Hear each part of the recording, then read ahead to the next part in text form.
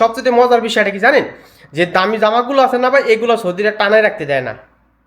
বিশ্বাস করেন ভাই, মানে দামি জামাগুলো সৌদিরা টানায় রাখতে দেয় না। মানে আর আমাদের বাংলাদেশ হলে সামনে টানায় রাখলে আরো খুশি হয় যে না আরো মানুষ দেখতেছে বা আরো মানুষে দেখে দেখে কিন্তু যেটা বেশি দামি জামা ভাই এটা সৌদিরা টানায় রাখতে দেয় না। হ্যাঁ, অনেক আসসালামু আলাইকুম, আমি রাসেল শাকিল আছি সৌদি আরব থেকে। আপনারা অনেকে জানেন যে আমি সৌদি আরবে টেলারি কাজ করি।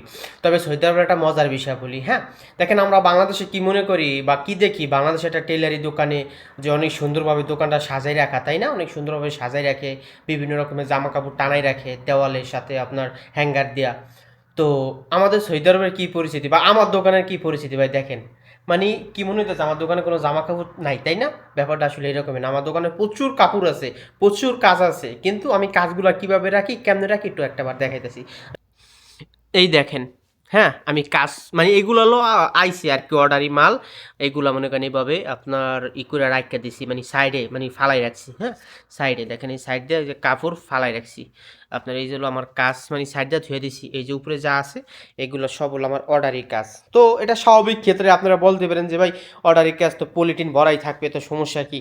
হ্যাঁ, এই যে এগুলো হলো অর্ডারি কাজ, আর এগুলো হয়েছিল আপনার, এগুলো হলো সব আসলে প্রথম যা দেখাইছি এগুলো হয়েছিল আপনার সব হলো মানে ছোট বড় করা, মানে কাঠটা সিরিয়া ছোট করা, কারণ সৌদিরা তো সাইজে মিলে না, এই জন্য আর কি ছোট বড় করা। আর এই সাইডে যা দেখতেছেন এরা হলো সবগুলো মনে করেন বড় বড় দামি কাপড়। হ্যাঁ, মানে অনেক অনেক কোয়ালিটি সম্পূর্ণ কাপড় বা অনেক দামি কাপড়।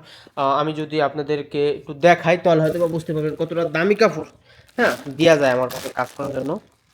মানে অনেক দামি কাপড় দেখেন, অনেক দামি কাপড়। এটার ভিতরে কিন্তু 6-7টা জামা, 6-7 পিস এটার ভিতরে, মানে এক একটা পলিটিনের ভিতরে 4-5টা করে পিস।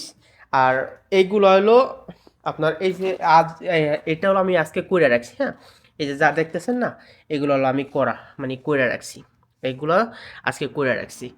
তারপর ওই সাইডে যা আছে কইরা রাখছি।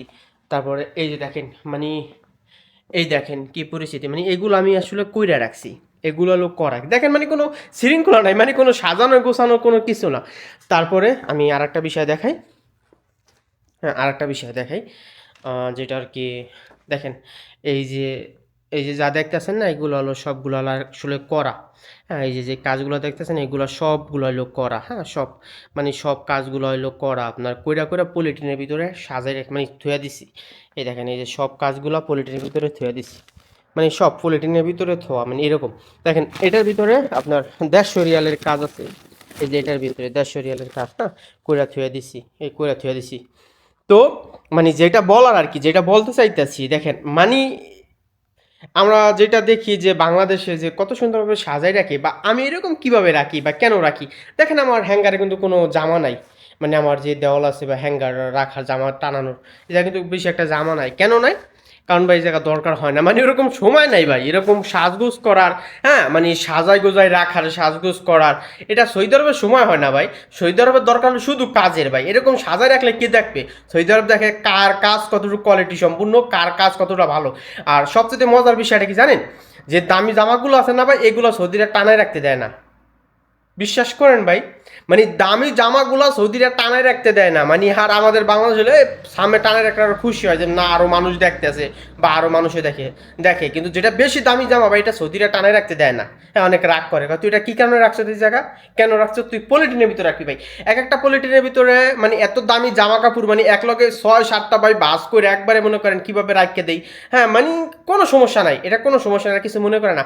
আর সৌদি আরবের একটা মজার বিষয় হলো যে এই দেশে ময়লা জামা কাপড়ও দিয়া যাবে আপনার দোকানে যদি ঠিক করতে দেয়। হ্যাঁ, কিন্তু পরবে ময়লা আছে ধুলা আছে, কিন্তু ওই জামাটা ওরা নিয়ে প্রথম হলো ধুইবে, ধোয়ার পরে আয়রন করে তারপরে ওরা গায়ে দিবে। হ্যাঁ, ওরা হলো এই রকমের, ওরা আদোয়া জামা কাপড় দোকানে দেওয়া যায়। তবে একটা ভালো দিক হলো, একটা খারাপ দিকও আছে। দেখা যাচ্ছে মনে করেন ওদের হিসাব হলো, মানে ওদের হিসাব হলো যে একটা দোকান ধরে আমি একটা কাজ দিছি, ওটার আমি ধুমু আয়রন করবো তারপরে গায়ে দিমু।